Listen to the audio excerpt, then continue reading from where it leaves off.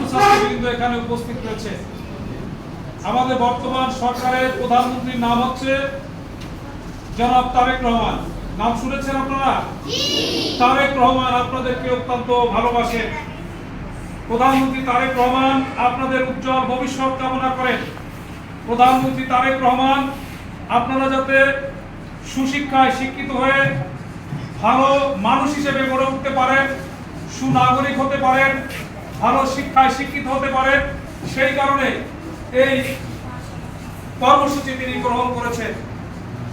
তারেক রহমান প্রত্যাশা করে আজকের যে শিশুরা তারা আগামী দিনের দেশ এবং জাতির ভবিষ্যৎ।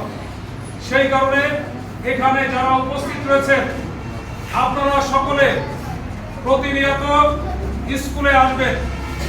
প্রতিনিয়ত আপনাদের শিক্ষকরা যে পড়া দেবে সেই পড়াগুলি বাড়ি থেকে করে প্রতিনিয়ত স্কুলে আসবেন। আপনাদের বাবা মা যে আদেশ নিষেধ করবেন সেই আদেশ নিষেধগুলি আপনারা মান্য করবেন এবং ব্যাপকভাবে ভালোভাবে মনোযোগ সহকারে আপনারা লেখাপড়া করবেন। করবেন তো? আপনারা যদি ভালোভাবে লেখাপড়া করেন তাহলে সুনাগরিক হিসেবে গড়ে উঠতে পারবেন। আপনাদের ভবিষ্যৎ উজ্জ্বল হবে, দেশের সম্মান বৃদ্ধি পাবে, আপনাদের পরিবার উপকৃত হবে, আপনারাও সম্মানের সহিত ভবিষ্যতে বড় মানুষ হিসেবে গড়ে উঠতে পারবেন। সেই কারণে লেখাপড়া ব্যাপকভাবে করতে হবে। আজকে